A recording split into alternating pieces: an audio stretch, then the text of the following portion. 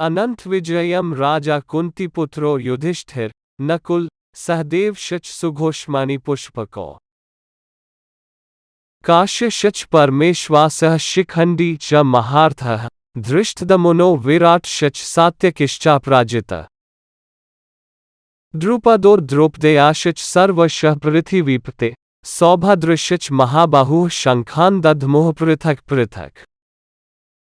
हे राजन कुंतीपुत्र राजा युधिष्ठिर ने अपना अनंत विजय नामक शंख बजाया तथा नकुल और सहदेव ने सुघोष एवं मणिपुष्पक शंख बजाए।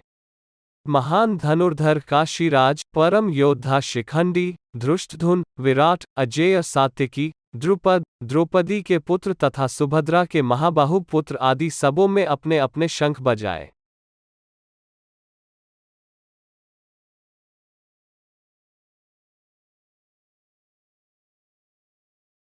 जय श्री कृष्ण। संजय ने राजा धृतराष्ट्र को अत्यंत चतुराई से यह बताया कि पांडु के पुत्रों को धोखा देने तथा राज्य सिंहासन पर अपने पुत्रों को आसीन कराने का अविवेकपूर्ण नीति श्लाघनीय नहीं थी। लक्षणों से पहले से ही यह सूचित हो रहा था कि इस महायुद्ध में सारा कौरववंश मारा जाएगा।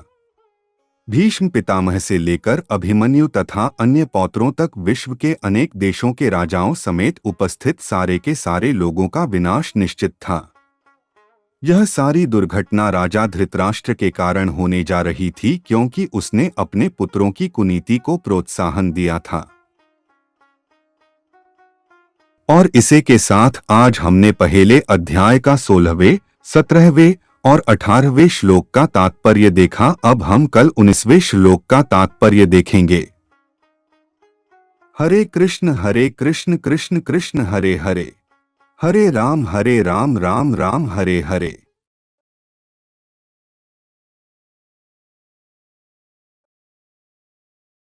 सघोषों धार्तराष्ट्राणा हृदयानि व्यदारयत नभश्च पृथिवी चैव तुमु लोभ्य नानादयन। इन विभिन्न शंखों की ध्वनि कोलाहलपूर्ण बन गई जो आकाश तथा पृथ्वी को शब्दायमान करती हुई धृतराष्ट्र के पुत्रों के हृदयों को विदीर्ण करने लगी।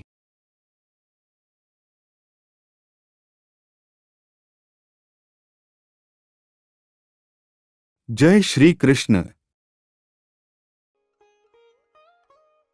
जब भीष्म तथा दुर्योधन के पक्ष के अन्य वीरों ने अपने अपने शंख बजाए तो पांडवों के हृदय विदीर्ण नहीं हुए। ऐसी घटनाओं का वर्णन नहीं मिलता, किंतु इस विशिष्ट श्लोक में कहा गया है कि पांडव पक्ष में शंखनाद से धृतराष्ट्र के पुत्रों के हृदय विदीर्ण हो गए। इसका कारण स्वयं पांडव और भगवान कृष्ण में उनका विश्वास है। परमेश्वर की शरण ग्रहण करने वाले को किसी प्रकार का भय नहीं रह जाता, चाहे वह कितनी ही विपत्ति में क्यों ना हो। और इसी के साथ आज हमने पहले अध्याय का 19वें श्लोक का तात्पर्य देखा। अब हम कल 20वें श्लोक का तात्पर्य देखेंगे।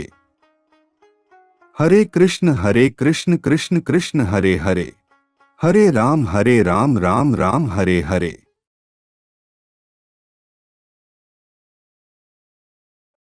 अथ व्यवस्थितान् दृष्ट्वा धार्तराष्ट्राक्पिध्वजः प्रवृते शस्त्र संपाते धनुरुद्यम्य पांडवः हृषीकेश तदा वाक्यमिदमाह महीपते।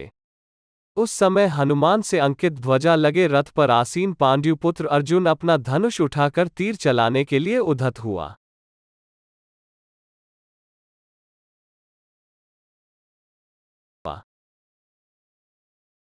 जय श्री कृष्ण। युद्ध प्रारंभ होने ही वाला था। उपरोक्त कथन से ज्ञात होता है कि पांडवों की सेना की अप्रत्याशित व्यवस्था से धृतराष्ट्र के पुत्र बहुत कुछ निरुत्साहित थे, क्योंकि युद्धभूमि में पांडवों का निर्देशन भगवान कृष्ण के आदेशानुसार हो रहा था।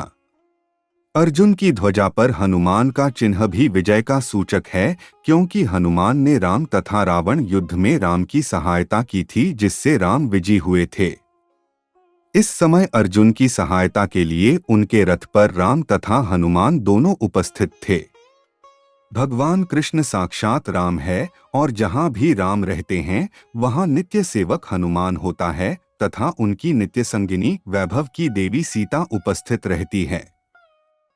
अथ अर्जुन के लिए किसी भी शत्रु से भय का कोई कारण नहीं था। इससे भी अधिक इंद्रियों के स्वामी भगवान कृष्ण निर्देश देने के लिए साक्षात उपस्थित थे।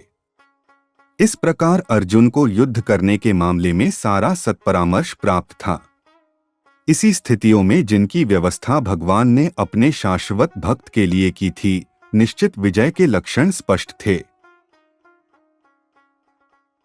और इसे के साथ आज हमने पहले अध्याय का 20वें श्लोक का तात्पर्य देखा। अब हम कल 21वें श्लोक का तात्पर्य देखेंगे। हरे कृष्ण कृष्ण कृष्ण हरे हरे, हरे राम राम राम हरे हरे।